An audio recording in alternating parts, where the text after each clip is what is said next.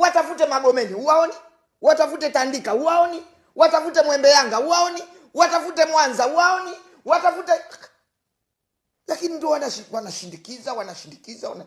Alafu duniani hakuna maandamano ya kwenye mtandao. Hakuna, uongo, tunajidanganya. Toka watu 3 tu 4 waandamaneni Oktoba, maandamano yako pale pale. Tanzania bado hatujafika hivyo. Bado. Sisi Oktoba tunachokijua, tunaenda kuchagua viongozi watakaolinda amani na utulivu wa taifa letu. Hilo lazima tukubaliane.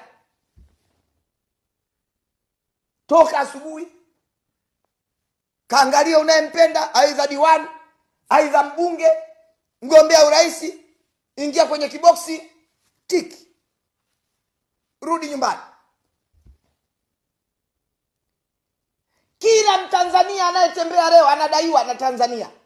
Kila Mtanzania, awe mtoto aliyezaliwa leo, awe kijana aliyezaliwa leo, awe mama, awe babu aliyezaliwa, anadaiwa na Tanzania. Anadaiwa deni kubwa, na akiliweza kulilipa hilo, pepo ameliona. Na deni hilo sio deni lingine, ni deni la kulinda amani na utulivu kwa maslahi ya taifa letu.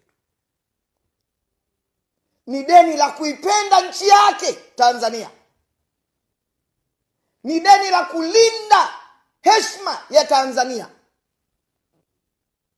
Ni deni la kuamini amezaliwa katika taifa lenye amani na utulivu, ambalo anafanya shughuli zake, akimaliza anarudi nyumbani. Deni hilo tutalilipa kwa kulitendea haki Tanzania hili, kulinda amani ya taifa letu. Lakini kama msizani deni hili anaweza akaja kulipa mpuuzi kutoka huko nje, akaja kutulipia deni. Haiwezekani. Mpuuzi atakuja kutuongezea madeni ili tuvurugane.